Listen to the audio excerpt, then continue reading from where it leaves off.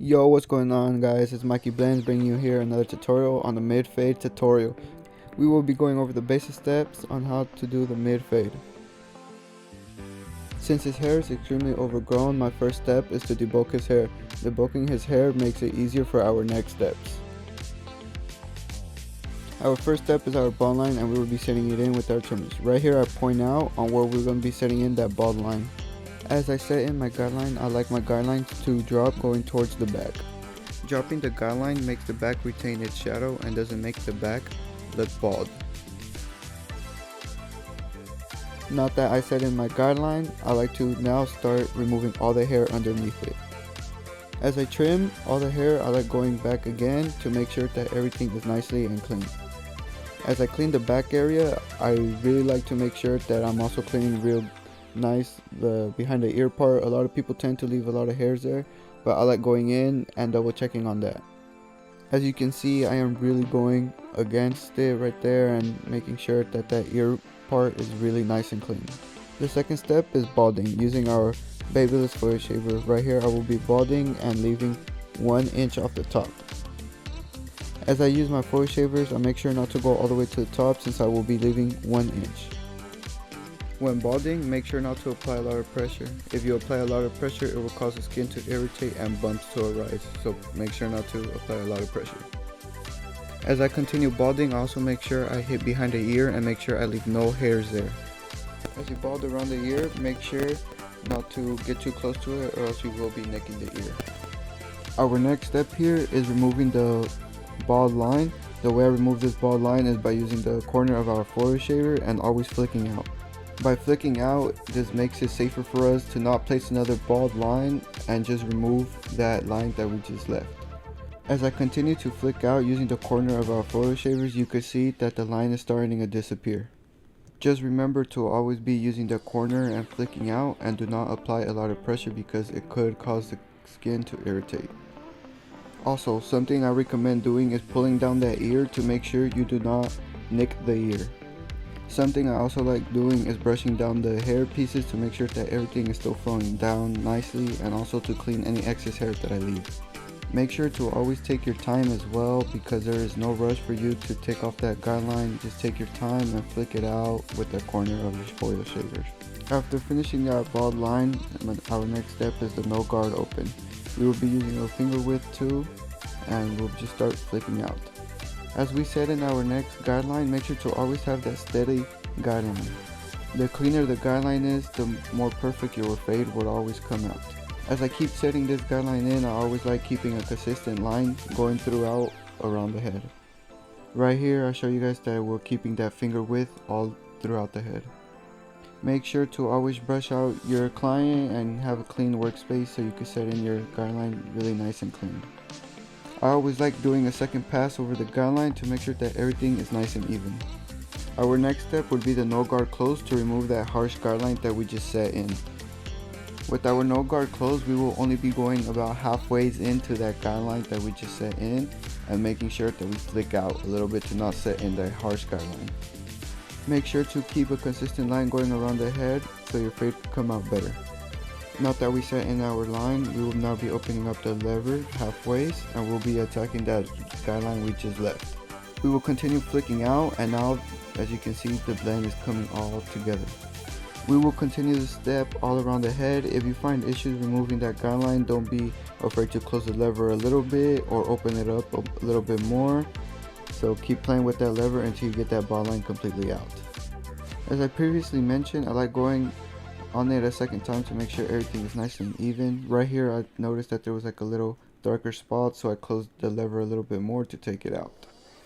Our next step here is our number 1 guard all the way open. We will be setting in another guideline that is a finger width.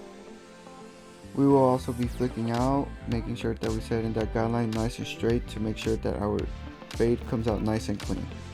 Don't be afraid to set in that guideline, just go for it with full confidence. Just make sure to keep it all even all around. Now that we set in our number 1 guard, it's time for our half guard halfways open to blend out that guideline we just made with that number 1. We will be using that corner of our half guard to make sure we just blend it in and not create a harsh guideline. Right here I'm also flicking out to make sure we don't leave that guideline Don't be afraid to attack that guideline, just make sure you're just hitting and going up to just the line. Keep it consistent all around the head. Feel free to close or open up the lever if you need to. After flicking out that line and being done, our next step is our 1.5 guard all the way open. On this step, I really just like flicking it out and not really trying to set in a guideline, so I'll just be flicking it out smoothly to make sure we don't leave a harsh guideline. Make sure to always go against the grain of the hair right here. My client's hair grows in a weird pattern, so I will always be going against the grain. I will also go at it again to make sure that everything is nice and even all around. Now that everything is nice and even, I like closing the lever and just hitting that small guideline that I just left. It's all about detail, so even hitting that faint guideline will make a huge difference at the end result. Our next step is the number 1 guard open. I will just be hitting that faint line again for extra detail to make sure that everything is all nicely and smooth. Keep it consistent throughout the head. If you have to close or open up the lever more, go for it. Just make sure that everything is nice and faded in.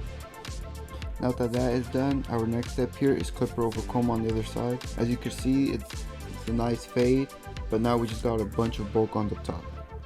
On this step, what I like doing is combing all the hair down to where it naturally flows to, so when I run the clipper over comb, everything is nice and perfect where it goes to. What I like doing here is making sure that the comb is a little bit outward at like 45-degree angle, and then I run my clippers closed. When my clippers are closed here, I make sure that everything is nicely even all around. Also, when doing clipper over comb, you're only taking off the top hair and not the bottom hair because you're just removing that bulk. As you can see now, everything's coming nice and perfect. Just make sure to always get that top hair and not the bottom hair. Here is the angle of me doing it from the back, making sure that everything is nice and even, as you can see. Now our next step here is just to trim up the top. Make sure to damp up the hair to make your trim session a lot easier. Now that we finished damping the hair, our client here asked to remove 1 inch off the top, so we'll start removing that inch. Take your time on removing that inch off the top so you can make sure that everything is nice and even at the end. I highly suggest taking your time because you do not want to leave hairs longer than the others or shorter than the others. Here I grab a little bit of the previous cut hair to make sure everything is nice and even all around. Rinse and repeat this step until you're done cutting all around. Now the next step here is just the lineup. I like starting from the middle and then taking it to one side of the head and then to the other to make sure everything is nice and even. All the lineups are different, so please analyze your lineup to make sure where it goes. Do not pass that eyebrow because that would just be a pushback. Take your time on the lineup. If you have to step back so you could have a further view of it, please do. Just make sure everything is nice and straight. After using the trimmer to line it up, I like going in with my straight razor to give it that crispy lineup. Make sure to always stretch the skin up. You do not want to nick the lineup because they would have that for the rest of the week until they come back. Keep that skin nicely stretched and take your time so you could leave a nice clean and crispy lineup. Now that we're done doing the lineup, here I will be styling the hair using some of the Borderline Shiny Pomade. This product is still yet to be released, but I really enjoy using it because it has a really awesome fragrance to it and it's not oily or nothing at all. It's just perfect to the hair. My clients enjoy it. A lot of other people enjoy it and I'm really glad that people are enjoying it. You don't need much of it. All you need is really a fingertip. Just rub it on your hands and then start applying it.